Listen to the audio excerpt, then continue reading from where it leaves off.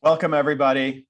Welcome back to the now second annual Social Media Summit at MIT. I am Sinan Aral, director of the MIT Initiative on the Digital Economy, which hosts this important meeting. I say second annual now because the first installment was last year, and it really kicked off many very significant conversations.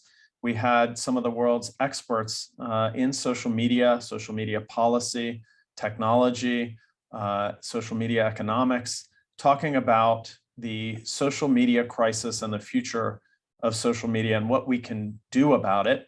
Over 20,000 people watched that event live last year, and many more watched it afterwards. And since that event, just 1 year ago, many things have happened in this space, including, for example, Frances Haugen, our first guest, became a very significant whistleblower and herself started many significant conversations that are still going on today. We'll have the privilege of talking to her in just a moment. In addition, the FTC and the House of Representatives has made significant moves in the antitrust conversation that is currently still evolving. We've had exposés by the Wall Street Journal and the Washington Post about mental health and especially about our kids. And most recently, obviously and horrifically, we've had the invasion of Ukraine by Russia and the war in Ukraine, and specifically with regard to its intersection with the Social Media Summit, the information war in Ukraine and the role of social media and other types of media in the final outcomes of what's happening on the ground in Ukraine. So it's extremely important to keep this conversation going, and that's exactly what we intend to do here at MIT, both this year and in future years. And we really wanted to concentrate this year on what we saw as some of the most important conversations that have evolved the most in the last year, the pressing items with regard to social media and how it's used and sometimes abused and how it will evolve in the future. And we have a fantastic agenda for you today. And what I tried to do as director of the Initiative on the Digital Economy here at MIT is to bring out some of the incredibly talented researchers and scientists that we have at the IDE that are doing the groundbreaking research that is making meaningful inroads into solving the social media crisis. And I want to highlight three of those people now. The way that we have structured this summit this year is that those really path-breaking scientists are going to help us lead the discussions during the day today.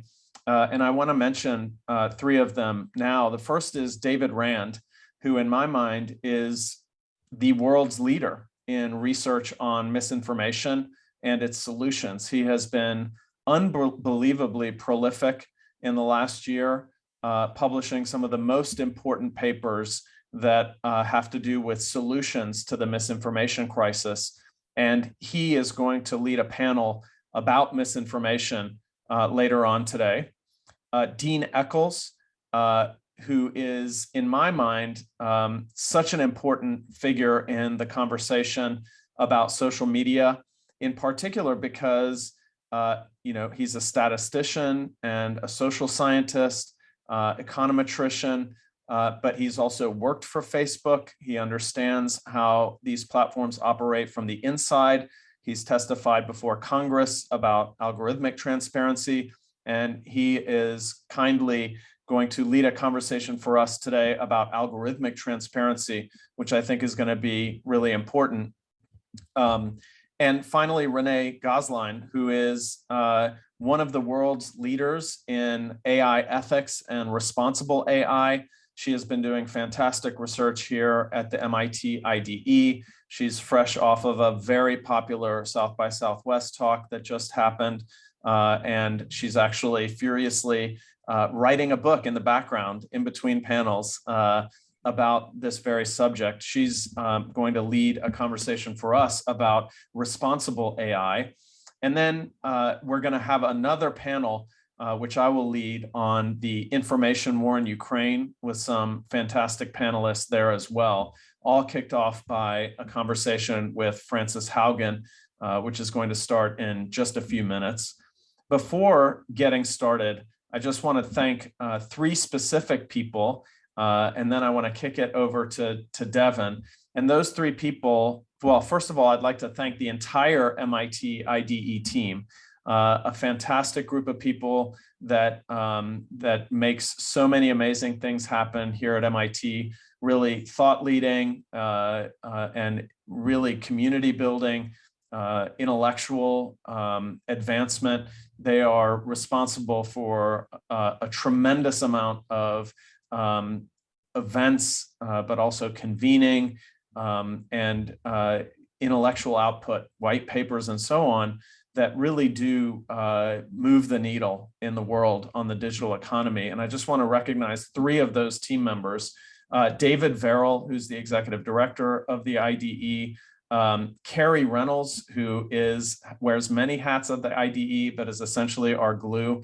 She is responsible. I don't think we could do any of the things that we do without her. And last but not least, Devin Wardell Cook, who I'm going to kick it over to now. The three of you are absolutely instrumental, and I'm really thankful to be working with you and appreciate you all a great deal. With that, I'm going to kick it over to Devin. Thanks. Thanks, Sinan. Hi, everyone. I'm Devin Cook, the Associate Director at the MIT Initiative on the Digital Economy. And we are thrilled, as Sinan said, to present our second annual Social Media Summit. We launched this event last year because examining the impact of social media on our world today, it really sits squarely in line with the mission at the IDE. Because here we explore a key question: how do we thrive in an era of profound digital transformation? And also, as Sinan mentioned, the IDE is a team of internationally recognized thought leaders and researchers, and we're constantly examining how people and businesses will work, interact, and ultimately prosper in this time of rapid digital transformation. We are a research center based at the MIT Sloan School of Management, and so we feel that we're very well equipped to apply data-driven empirical approaches to understanding the grand challenges of our time. We examine a whole broad range of topics, some of which Sinan mentioned. These include responsible AI, data-driven societies, tech for good, labor economics, digital experimentation, and of course, misinformation, fake news, and social networks. So we have three core areas of activities. Research is our cornerstone. So we have about 30 different projects going on at any given time. And within these, we are very fortunate to work with some amazing collaborator organizations that support our work and often will contribute a research fellow to our organization in those projects. Our second area of activity is sharing the knowledge and insights that we gain from our research. And we do that through events like this one, as well as outreach. So every year we host around 25 events. Many of these events are open to the general public, while some of them are exclusive for our members, as well as our stakeholders. We do publish a monthly newsletter that shares our latest research, insights, news, and event information. So I encourage you to click the button at the top of your webcast screen to subscribe to that newsletter, because you'll be able to stay up to date on all of our activities and engage with us in a meaningful way. Our last area of activity is education. So our faculty members lead executive education programs that are available to the general public. ID members do receive a discount, and we engage companies to host projects in our flagship course for MIT graduate students. It's called the Analytics Lab. And this is a way to work with some of the brightest data analytics students on the planet.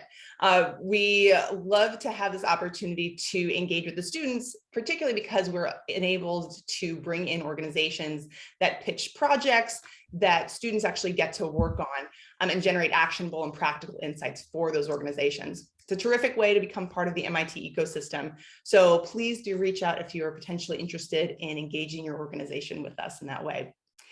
The IDE really does exist because of our community of stakeholders. That includes all of you who are joining us here today. It also includes our supporters, who are foundations, individuals, and corporate members. And if you'd like to learn more about the IDE and opportunities to engage or support, please do reach out to me directly. My email address is devinc@mit.edu. You can scroll to the bottom of your screen and find that email address. And of course, subscribe to that newsletter as well, so we can stay in touch. That's a little bit about the IDE. With that, on to today's main event. So as you know, a couple of housekeeping items are in order. The event is being broadcast as a webinar. So unfortunately, we can't see or hear you, even though we wish we could, but we know you're there through your questions. So to ask a question, please enter the text in the Q&A window at the bottom of the webcast screen. And if you're a participant watching on social media, you can join the Q&A at slido.com with the hashtag SMS22. You and the other audience members won't be able to see your fellow audience members' questions, but rest assured, we can see them and we're sharing them with the panelists. There's also a link at the top of the webpage that will take you to the agenda for the day, as well as the speaker bios. And for those of you who are watching via social streaming, you can visit ide.mit.edu. Also, you can see that link at the bottom of your screen. Now, also, we have a request for you. After each session, you're going to see a brief survey pop up at the bottom of your screen, directly next to the Q&A window. There's a tab for polls. Each poll will remain open for about 15 minutes after the session, and we would greatly appreciate your feedback and any answers to the questions we have for you, because they really do help us shape our future events. And that's been reflected in the event today based on last year's feedback. So thank you for doing that for us.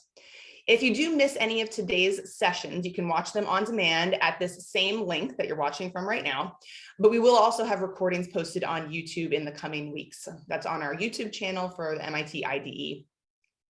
The event hashtag is hashtag SMSMIT, and we are both on Twitter and Instagram at MIT_IDE. So please connect with us there as well.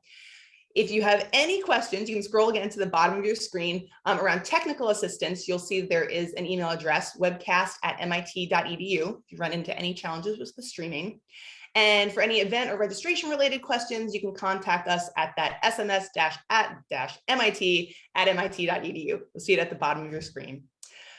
Lastly, and most importantly, I'd like to say a special thank you to our Social Media Summit at MIT 2022 channel partners. They've helped us spread the word about this event and make sure that a broad audience is able to tune in for this public event.